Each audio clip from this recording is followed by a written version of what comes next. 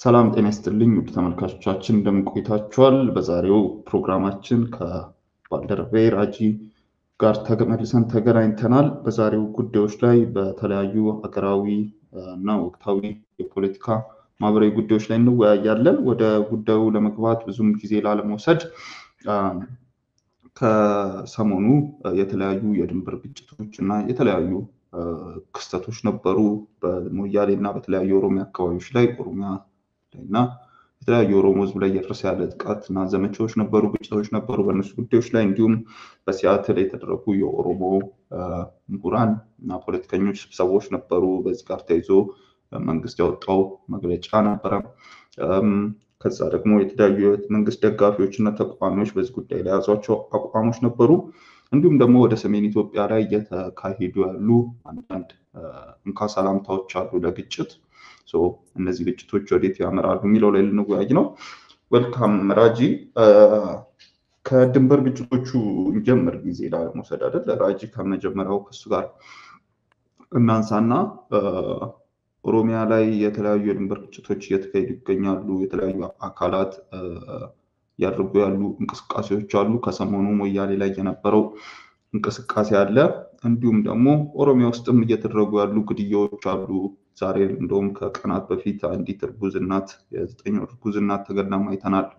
እና እነዚህ ግጭቶች የኦሮሞ ህዝብ ላይ እየተደረጉ ያሉ ነገሮች እና አጠቃላይ ኦሮሚያ ላይ ያለው እንቅስቃሴ ህዝቡ ኢንፎርም መሆን አለበት ብለን የምታስባቸው ነገሮች ወደ ሚዲያም ያልወጡ ሚዲያውም ላይ ያሉ ግን በደንብ ያልተሰሙ እየተደረጉ ያሉ ግጭቶች መንግስት ያደርጋቸው ያሉ አካላት ያሉትን ወቅታዊ እንደመነሻ ለህዝቡ አዌር ሊሆን ይገባል የምትላቸውን ነገሮች አንሳልንና እንጀምር። ራጅ።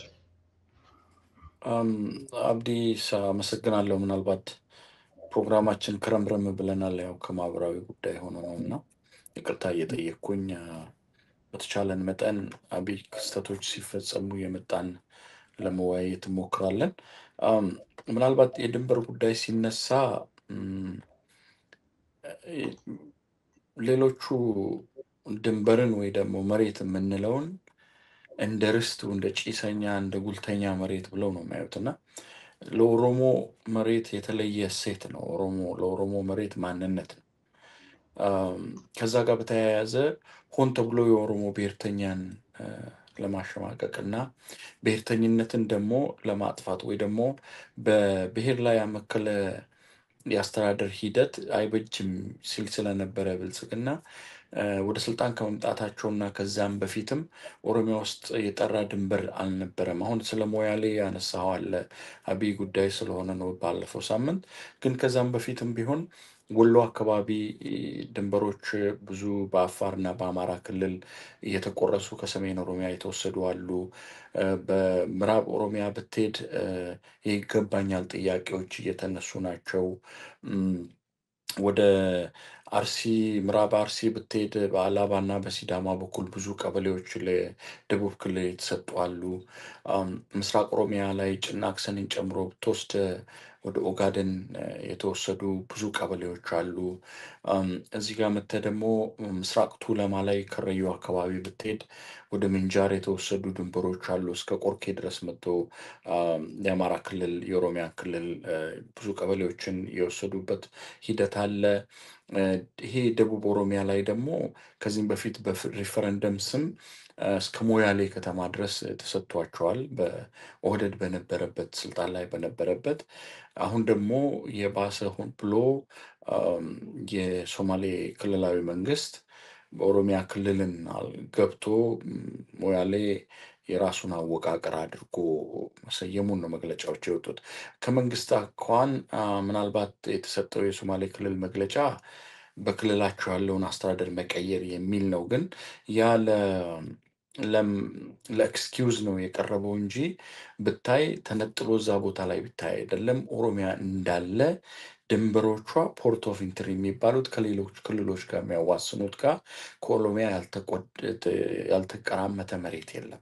ስለዚህ እኚህ ሆን ተብሎ በሚያስፈልጉት የፖለቲካ ሂደቶች ውስጥ የሚመዘዙ ናቸው። እንደ ካርድ ከአብዲሌን ተጠቅመው ውሃት ኦሮሚያን ማጥቃት ሲፈልግ በምስራቅ ኦሮሚያ በጉሙዝ በኩል ደግሞ በምዕራብ ኦሮሚያ በኩል የተነሱት አሁን ነቀምትን 24 ኪሎ ሜትር ከነቀምት ርቃ የሚገኝ አካባቢ ላይ አምጥቶ ለጉሙዝ የተሰጠ መሬት አለ።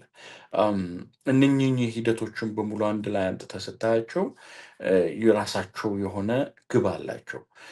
ዝም ብሎ በዘልማድ በግጦሽ በመስፋፋት በአርባናይዜሽን የሚደረጉ ግጭቶች አይደሉም። እነዚህ ማንነት ላይ ያነጣጠሩ ናቸው።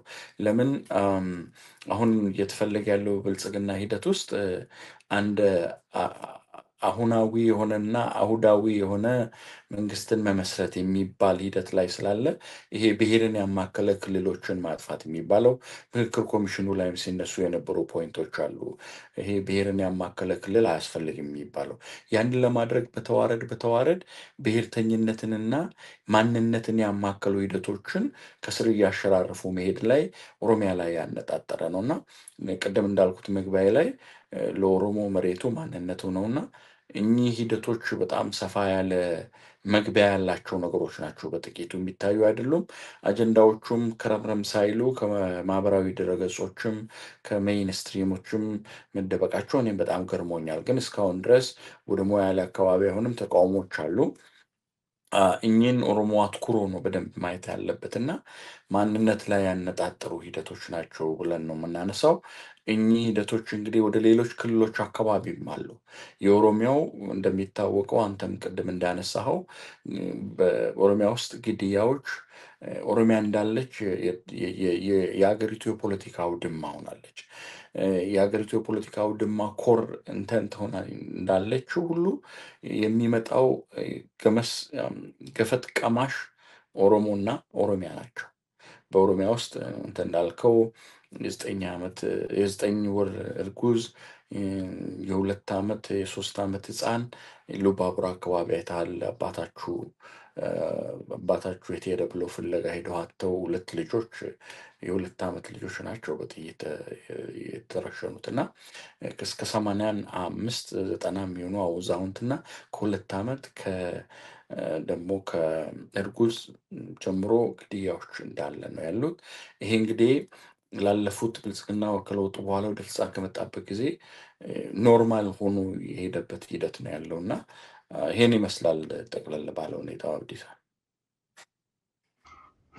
መልካም ራጂ፣ እንግዲህ ለመነሻ ያክል እነዚህን ካነሳን በዚህ ላይ ተያይዞ የኦሮሞ ምሁራን የኦሮሞ ፖለቲከኞች ደግሞ ይህንኑ ስርዓቱን ለመቃወም የሚያደርጉት እንቅስቃሴ እያደረጉት ያለው እንቅስቃሴ አሁን ላይ ተጠናክሮ የቀጠለ ይመስላል። ሰፋ ያሉ እንቅስቃሴዎች እያየን ነው። በተለይ በዲያስፖራ በኦሮሞ ዲያስፖራ ላይ እየተደረጉ ያሉ በጋራ መሰባሰብ፣ በጋራ መጥቶ አንድን አቋም መውሰድ እና ወደ ስራ ለመግባት የሚደረገው ነገር በጣም የሚበረታታ በሆነ መልኩ ሰፋ ያለ እንቅስቃሴን እያየን ነው። እንግዲህ እነዚህ እንቅስቃሴዎች መጀመሪያ ላይ ከዚህ በፊት እናንተም ተገናኝተን ተወያይተንበት ነበረ። አቶ ልደቱ አያሌው ባደረጉት ጥሪ መጀመሪያ ላይ የተለያዩ እርስ በርስ የማይስማሙ የፖለቲካ ኃይሎች በጋራ መጥተው ሚዲያ ላይ ወደ መወያየት መጥተው ይሄ መወያየት መንግስትን አስደንግጦት ነበር በመጀመሪያ ላይ። ከዛ በኋላም የተለያዩ በጋራ መጥቶ መወያየቶች ተደርገው ነበረ። እንደውም ይሄ አሁን የኦሮሞ የፖለቲካ እንቅስቃሴ ያሉ አካላት ካደረጉት ውይይት በፊት መንግስት እሱ ላይ ስለወጣው መግለጫ እናነሳለን። ከዛ በፊት ራሱን ልደቱ ስላደረጉ ውይይት ላይ እኛ መደመር እንል ነበረ፣ ስለ መደመር ስናነሳ እኛን አልሰማ ብለው እርስ በርስ ግን ተደመሩ ወደሚል መግለጫ ገብቶ ነበረ መንግስት። እንግዲህ መንግስት ምን ያህል እንዳስደነገጠው ከዚህ ጋር ተነስቶ ለማንሳት ነው።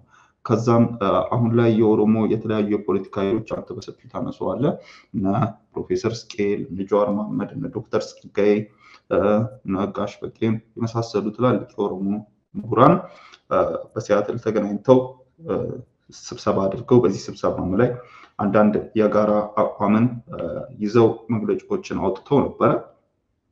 ከነዚህ መግለጫዎች ውስጥ የአብይ አህመድ ጨቋኝ አገዛዝ በሁሉም የሀገሪቱ ብሔረሰቦች ላይ እያደረሰ ያለው ጉዳትን አጥብቀው እንደሚያወግዙ፣ የኦሮሞ የፖለቲካ ድርጅቶች አስፈላጊውን ለውጥ ለማምጣት መጪውን ሽግግር ስኬታማም ለማድረግ በተደራጀ መንገድ የሚያደርጉትን እንቅስቃሴ በሁሉም ዘርፍ ለማድረግ እንደተስማሙ፣ የአብይ ብልጽግና መንግስት የሚያገለግሉ ወታደራዊና የፖለቲካ አገዛዙ ስልጣን ከመጠበቅ የህዝብን ጥቅም ወደ ማስከበር እንዲሸጋገሩ ጥሪ እስከማድረግና የተለያዩ እስከ 9-10 የሚሆኑ የአቋም መግለጫዎችን አውጥተው ነበረ። እንግዲህ ከዚህ ጋር ተያይዞ ያለውን ሁኔታ እንዴት እንደሚመስል እንዴት እንዳየከው አንሳልን። ከዛ በኋላ ወይም ደግሞ ከዚህ ጋር አያይዤ ደግሞ ስለ መግለጫው መንግስት ስላለው ማንሳት እንችላለን። እዚህ ላይ በለኝ እስኪ ጥቂት። ጥሩ አብዲሳ፣ ምናልባት የምታስታውስ ከሆነ ከዚህም በፊት ስንወያይ ከአንተ ጋር አብረን ስንወያይ የአገሪቱን የፖለቲካ የኃይል አሰላለፍ ለመቀየር የኦሮሞ ካምፖች አንድነታቸው መጠናከር አለበት የሚል ያነሳን ነበረ እና እንደሚታወቀው ዛሬ ብቻ አይደለም የድሮውን ከወደ ታሪክ ወደኋላ ከመመለስ 1974ቱን ማየት ትችላለህ። የተማሪዎችን እንቅስቃሴ የጭቁን የኦሮሞ ተማሪዎች ናቸው፣ የጭሰኛው ልጆች ናቸው የፊውዳሉን ስርዓት እንዲገረሰስ ያደረጉት። ግን የጋራ አጀንዳ ባለመፍጠራቸው ደርግ ነጥቋቸዋል።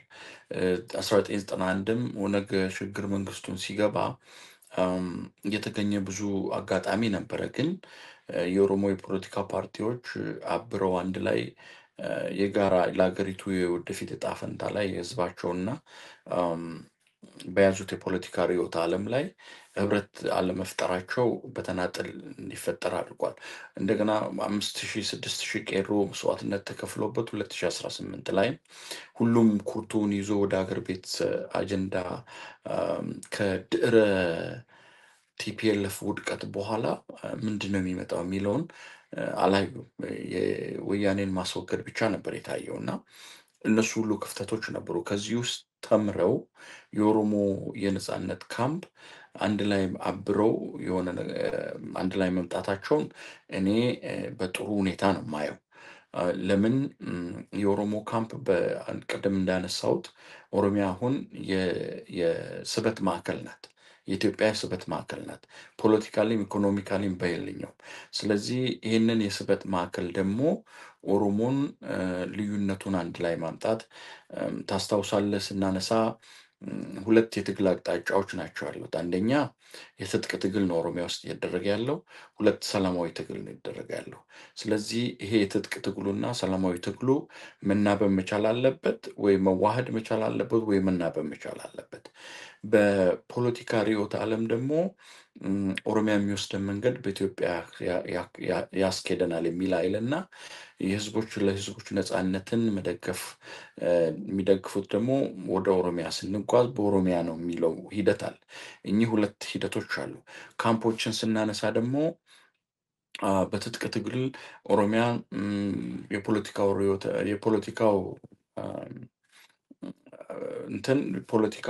ድረ ፖለቲካው ጠባብ ስለሆነ አማራጭ ስለሌለ በጉልበት ኦሮሚያን ነፃ አወጣለሁ ብሎ እየታገለ በትጥቅ ያለ ካምፕ አለ።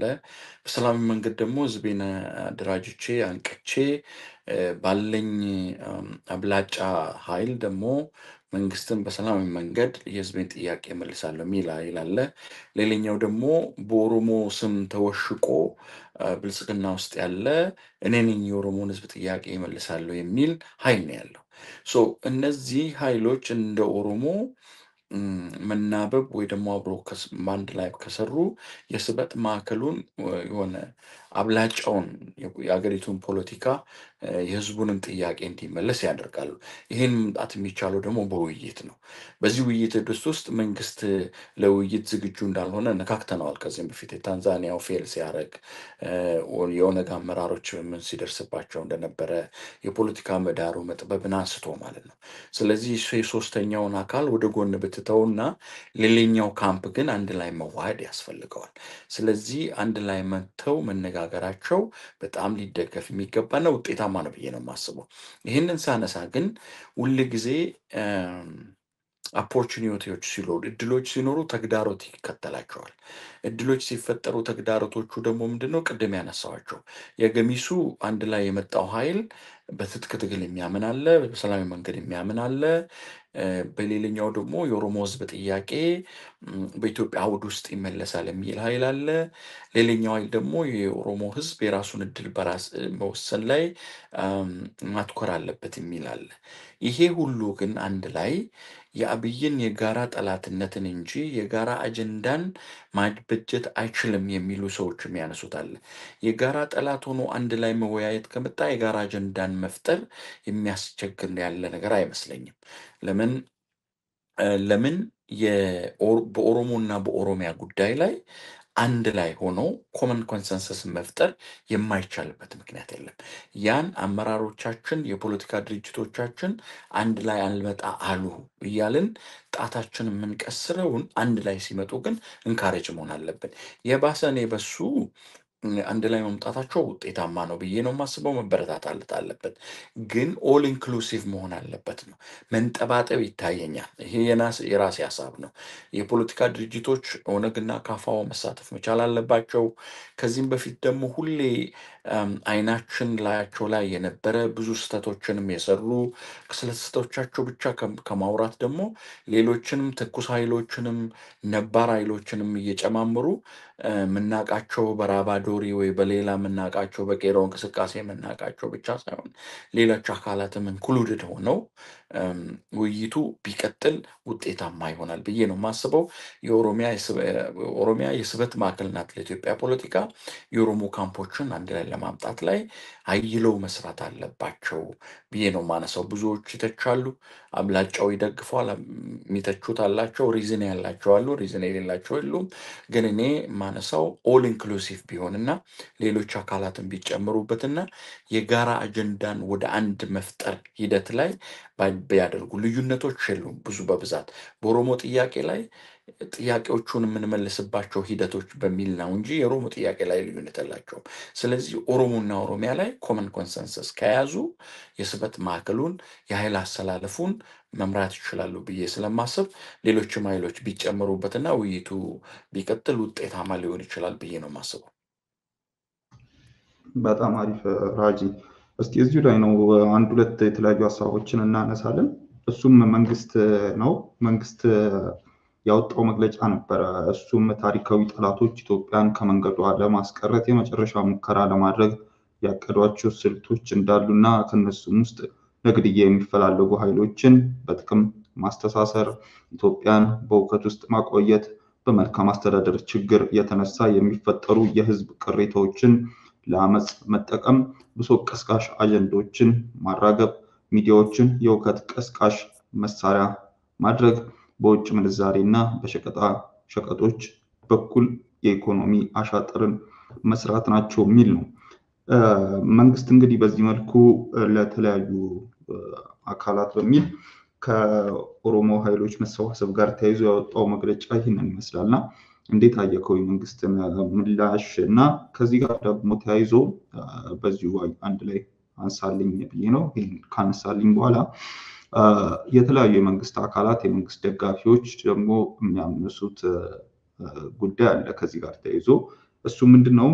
አንድ በምሳሌነት ለመጥቀስ ከዚህ በፊት በሰሞኑን ያደረግከው አንድ ውይይት ነበረ ኩሽ ሚዲያ ላይ ከአያና ጋር ነበር መሰለኝ እና አያናን እና የመሳሰሉ አካላት የኦሮሞ የፖለቲካ ኃይሎች የጋራ አቋም የላቸውም፣ መንግስትን አብሮ በጋራ መጣል ነው እንጂ በጋራ አብረው አፕላይ ሊያደርጉት የሚፈልጉት አቋም የለም፣ እርስ በርስም የማይስማሙ አካላት ናቸው እና ይሄ መሆኑ ውጤታማነት የሌለው፣ በጋራ መምጣታቸው ውጤታማ አይደለም፣ አስፈላጊ አይደለም የሚል ሀሳብን ሲያነሳ ነበር። አንተም ሞግተህ ስትከራከር ነበርና እስቲ ይህንን ሰፋ አድርገህ በደንብ አድብተህ አንሳልን ራጂ፣ ጠቃሚ ይመስለኛል።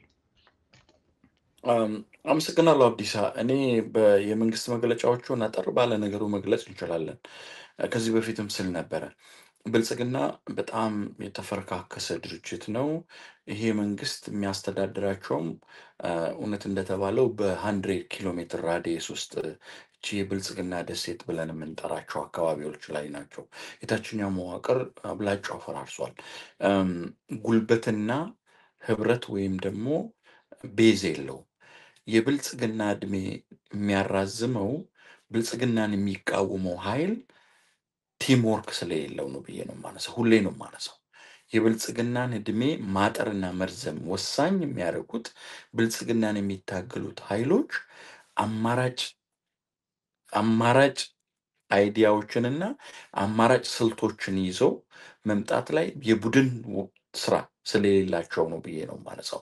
ስለዚህ እዛ ዙሪያ ላይ መንግስት ገና ልዩነታቸውንም አጥብበው የበለጠ ግራውንድ ላይ ብዙ ስራ ሳይሰሩ በበይነ መረብ ብቻ በማህበራዊ ድረገጾች አንድ ላይ መምጣታቸው ምን ያህል እንዳሰጋው አይተሃል ማለት ነው።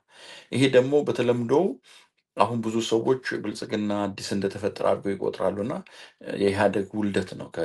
ከኢህአደግ ውስጥ የተወለደ ኃይል ነው አደለ? ኢህአደግን የምታስታውስ ከሆነ የቄሮዎች እንቅስቃሴን እየናቁት ምንም አይመጣም እያሉት ነበረ። ግን 17 ቀን ስብሰባ አድርገው ሲወጡ ያወጡትን መግለጫ አይተሃል። እሱም መግለጫ ነው ያስታወሰኝ መግለጫው።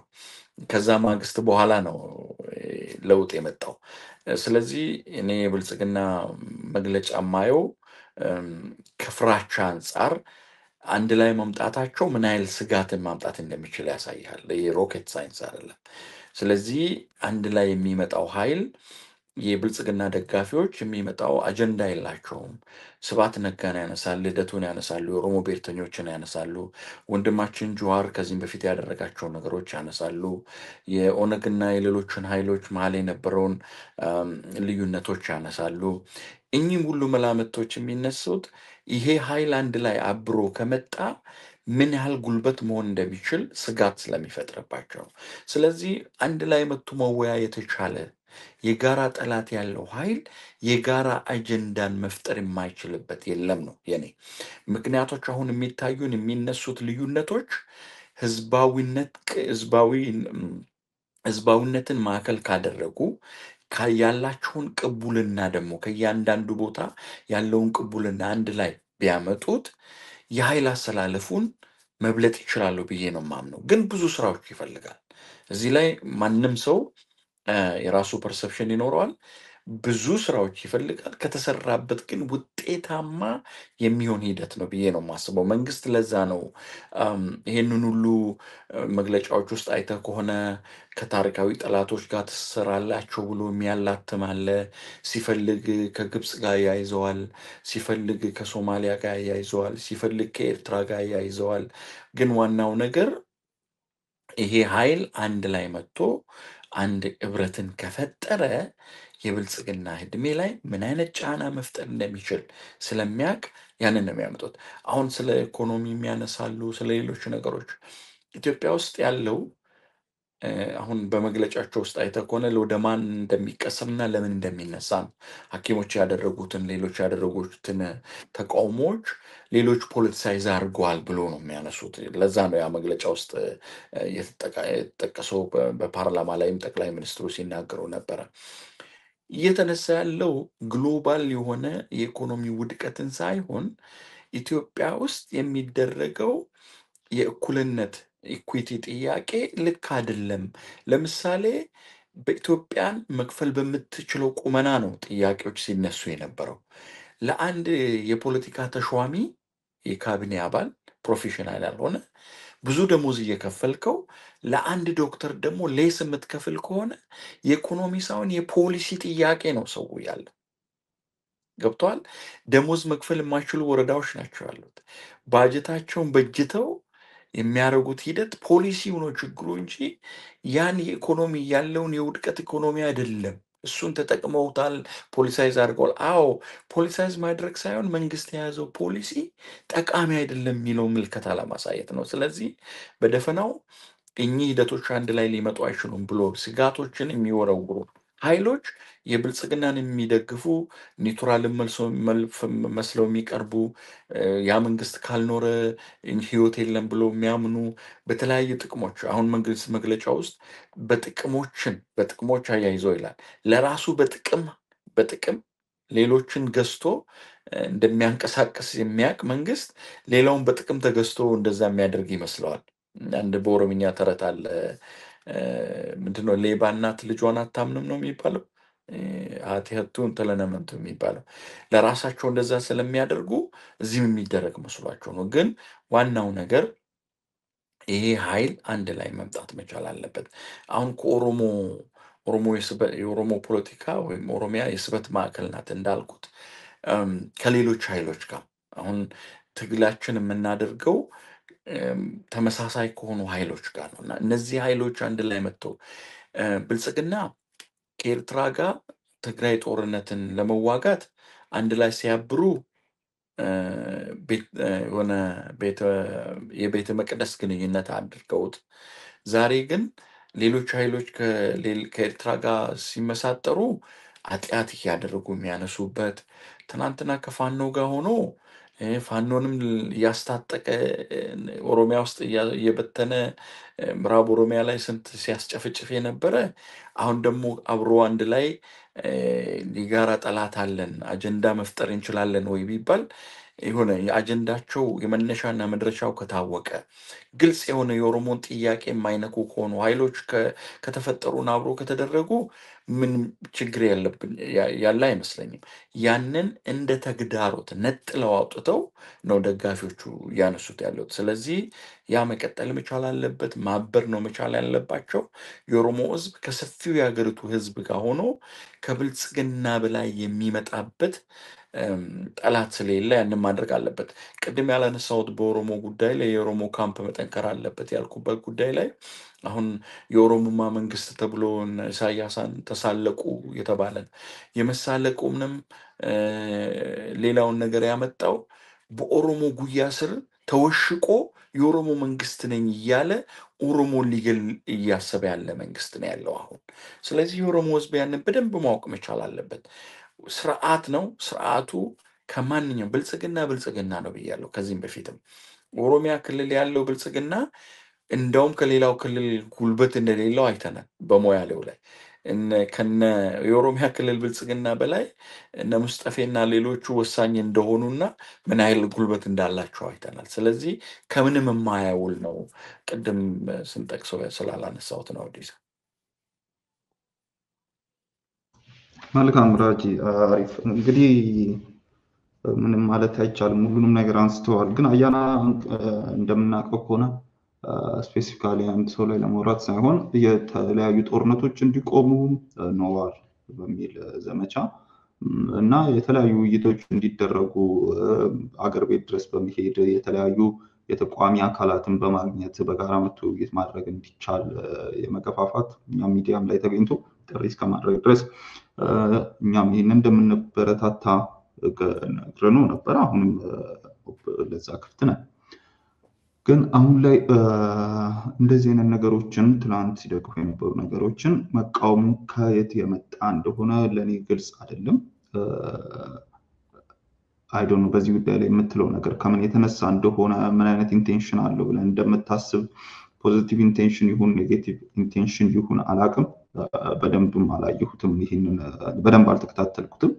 አንተ የምትለው ነገር ቢኖር ከምን የተነሳ ነው ተቃዋሚዎች በዚህ ጉዳይ ላይ በደንብ አድብተው ግለሰቦችን አጀንዳ ከምናደርጋቸው በቀጣዩ ውይይታችን እሱን እንጋብዘውና ጦርነት ይቁም ብለህ ተነስተ አሁን ሳይድ ይዛል የሚለውን ነገር ብታነሳለት ጥሩ ነው። እኔ ብዙ በሜይንስትሪም ላይም በሶሻል ሚዲያም ቲክቶክ ላይም በምናደርገው ውይይቶች ላይ ከዚህም በፊት ገልጫለሁ። እኔ ልዩነት አለኝ፣ በራሴ ልዩነት አለን። በኦሮሞ እና በኦሮሞማ ላይ ግን አንድ ላይ እኔ ባለኝ አመለካከት እና እሱ ባለው አመለካከት ሳይለየን እንደ ኦሮሞ አንድ ላይ ኦሮሞ ጠል የሆነ ፖለቲካ የሚያደርግ አብረን አንድ ላይ በራሳችን ልዩነት ደግሞ ልዩነታችን አጥብበን እንደውም ለሌሎች ኤግዛምፕል እንሆናለን። ልዩነትን ይዞ አንድ ላይ መወያየት ጥሩ ነው። አመራሮች ይወያዩ ስለነበረ እዛ ዙሪያ ላይ ቀጣይ እንዳም ውይይታችሁ ላይ ጋብዘውና በሰፊው እናነሳለን። በጣም በሌለበት ዝማማት እንዳይሆን እንደውም በደንብ ተገናኝተን እንወያያለን። እሱም ወዳጃችን ነው፣ ምንም ችግር የለውም። ወደ መጨረሻው አጀንዳችን ፍራጂ ወደ ሰሜን ኢትዮጵያ እንሻገርና የተለያዩ የትግራይ ኃይሎች እንግዲህ ወደ ተለያየ በጣም ወደ በዛ መከፋፈል ገብተዋል። የተለያዩ አካላትም በዚህ ጉዳይ ላይ መከፋፈል ውስጥም ተጠቅመው የተለያዩ አጀንዳዎችን እያራገቡ ይገኛሉ። ወደ ጦርነት ሊገባ እንደሆነም የውጭ ሚዲያዎች ሳይቀር ኢትዮጵያ ወደ ዳግም ጦርነት ሊገባ እንደሆነ እየተናገሩ ይገኛሉ።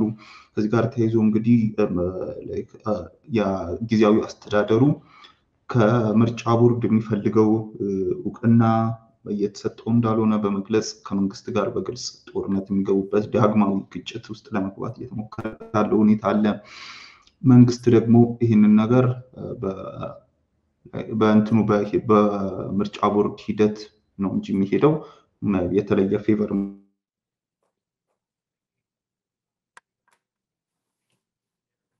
በሚመጣ በዚህ ሂደት እንግዲህ ዋናው ዓላማ ይሄ ባይመስልም ግን ግጭት ውስጥ ለመግባት እያኮበኮቡ እንደሆነ ግልጽ ነው። ኦልሬዲ ጦርነት ሊገባ እንደሆነ ግልጽ ነው። አቶ ጌታቸው ረዳንም ከካምፓቸው ውስጥ አስወጥቶ መንግስት ደግሞ አቶ ጌታቸው ረዳን ወደ ራሱ አምጥቶ ስልጣን ሰጥቶ ፌዴራል ውስጥ አስገብቶታል። እነዚህ ነገሮች እና አቶ ጌታቸው ረዳ ደግሞ ያዋቀሩት የፖለቲካ ፓርቲ ያላቸው የራሳቸው ኦልሬዲ መንግስትና የትግራይ ኃይሎች ወደ ጦርነት ሊገቡ እንደሆነ ግልጽ ይመስላል። አይዶን ነው የአንተን ፐርስፔክቲቭ እስቲ ምን ይመስላል፣ ወዴት የሚያመራ ይመስላል የሚለውን አንዳንድ ነገሮች አንሳለን። ባለኝ መረጃ አይ ቲንክ ውስብስብ ነው ትግራይ አካባቢ ያለው ችግር። አሁን ከህወሓት ተነጥሎ የወጣው ታጣቂ ኃይል በአፋርና በትግራይ ቆላማ አካባቢዎች ላይ ግጭቶች ተከስተዋል ባለፉት 2-3 ቀናት ውስጥ ማለት ነው። እዛ አካባቢ ላይ ከጸጥታ አካላት ከጊዜያዊ አስተዳደሩ ጸጥታ አካላት የተጎዱ ሰዎች አሉ፣ ከቲዲኤፍም እና በአፋር ክልል አካባቢ ማለት ነው። እኚህ ግጭቶች ከማን ጋር ላይ ያደርጋሉ? አንድ ነገር ነው። ሁለተኛ በጦርነቱ ጊዜ ወደ የተፈናቀሉት እንዲመለሱ የሚደረገው ጥረት በጣም ለዘብተኝነት የሞላበትና እስካሁን ድረስ ተፈናቅለው ያሉ አሉ። ህወሓት ያወጣውን መግለጫ ደግሞ አይተሃል። በደብረ ጽዮን የሚመራው በአማራ ክልል መዋቅር የተዋቀረው ኃይል መፍረስ አለበት፣ አልፈረሰም እስካሁን የሚለው ድንበር ላይ። በዛም እንደገና ደግሞ ያነሳቸው ጌታቸው ረዳ ፓርቲ አቋቁመዋል። የአንድ ሳምንት የድረገጾቹ እንትን ብቻ ሆኖ ነው የቀረው። ግራውንድ ላይ ቤዝ ያለው አልመሰለኝም። ብዙዎች ከዚህም በፊት ከሆነ ግን ከሌሎችም ተነጥለው ወጥተዋል። የት እንደደረሱ አይተሃል። እሱ ነገርም እዛ ግባ የሚባል አይደለም። ጊዜያዊ አስተዳደሩ ደግሞ የዛሬ እንዳው መግለጫውን አይተህ ከሆነ በትግራይ ክልል አካባቢ ያሉ ማዕድኖችን ሌሎች የውጭ አካላት የበዘበዙት ነው የሚል መግለጫ አውጥተዋል። ቢያንስ ወደ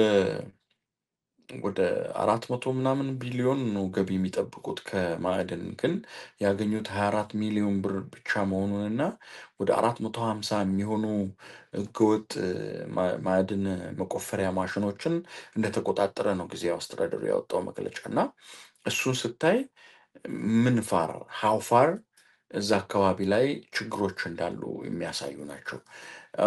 ለእኔ ወደ ጦርነት ይገባል ወይ አይገባም ከማለታችን በፊት ለዚህ ሁሉ መንስኤ የሆነው የፕሪቶሪያው ስምምነት አለመፈጸሙ ነው። የፕሪቶሪያውን ስምምነት ደግሞ አለመፈጸም ሂደት ላይ መንግስት አንበሻውን ድርሻ አለ። ህወሓትና ሌሎች ባለድርሻ አካላትም እሱን አለመፈጸማቸው የትግራይ ህዝብ ዳግም ወደ ጦርነት ሊገባ ይችላል። ወደ ጦርነት እንዳይገባ ግን ለእኔ አገደለ እንጂ አልፈሰሰም። ያንን ማስቀረት ይቻላል። ዋናው ነገር የፕሪቶሪያው ስምምነት መፈጸም መቻል አለበት ነው። የምርጫ ቦርዱ ይነሳሉ በብዛት አብዲሳ። ሳውዝ አፍሪካ ፕሪቶሪያ ሲኬድ እኮ ህወሓት ሽብርተኛ ተብሎ በፓርላማ ተወግዶ ባለበት ሂደት ነው ህወሓትን ሪኮግናይዝ አድርገው እንደ ህወሓት ስምምነት ያደረጉት። ህግ ሳይሆን ፖለቲካዊ ውሳኔ ነው የተወሰደው።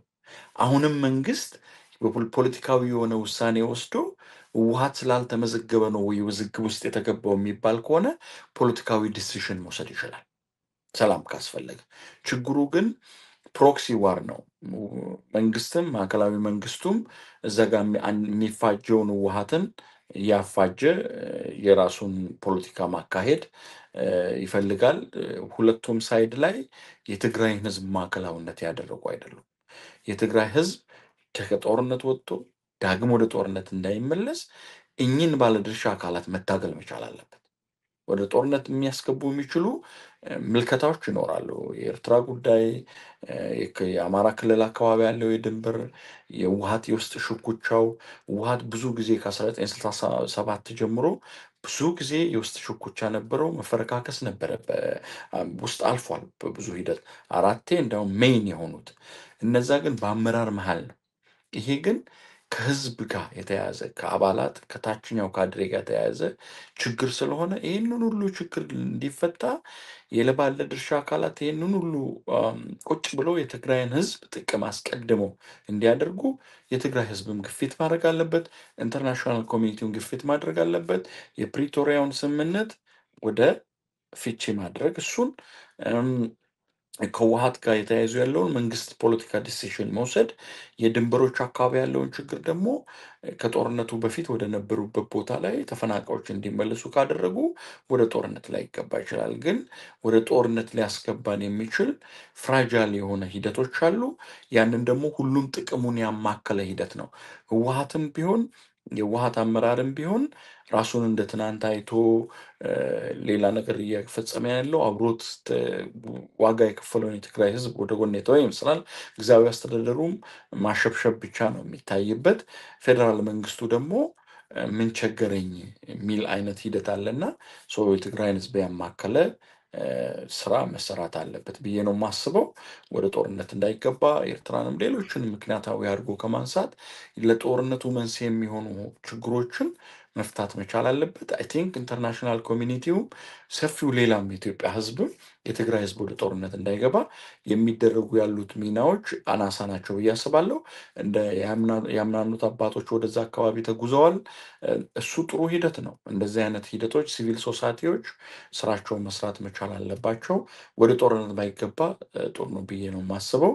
መንግስት ግን ያው በ3 በ4 ክልል ጦርነት ማድረግ አቅም አለኝ ብሎ ስለሚፎክር ወደ ጦርነት ከተገባ ተጎጂው ማህበረሰቡ ስለሆነ እሱ ላይ አትኩሮ መሰራት አለበት ብዬ ነው የማስበው።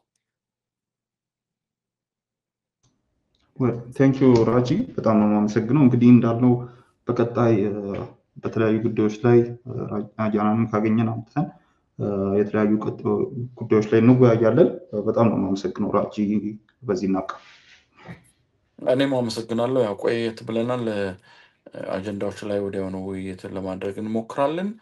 በተረፈ ያው የተጀመሩ አውትን ኢንትራ እንደ ኢንተር ኮሚኒቲ የሚባለው ይሄ አሁን የኦሮሞ ካምፕ አንድ ላይ መቀጠል መቻል አለበት። የስበት ማዕከሉ እዛ አካባቢ ስለሆነ ተቃዋሚዎች ደግሞ አንድ ላይ መጥተው ይህን መንግስትን የሚቃወሙት የተሻለ አማራጭ ሆነው ለማህበረሰቡ መቅረብ መቻል አለባቸው። መንግስት ሰላምን ከፈለገ ደግሞ የፖለቲካ ምህዳሩን አስፍቶ በዛች ሀገር ውስጥ ዜጎች ወጥቶ የመግባት እድላቸው ሰፊ እንዲሆን ስራዎች መሰራት አለባቸው ብዬ ነው የማስበው። እንግዲህ የቀጣይ ፕሮግራም እስክንገናኝ ቴንኪዩ አብዲሳ። ቴንኪዩ ውድ ተመልካቾቻችን፣ ለዛሬ የነበረውን ፕሮግራም ይህን መስል ነበረ። መልካም ጊዜ። እናመሰግናለን።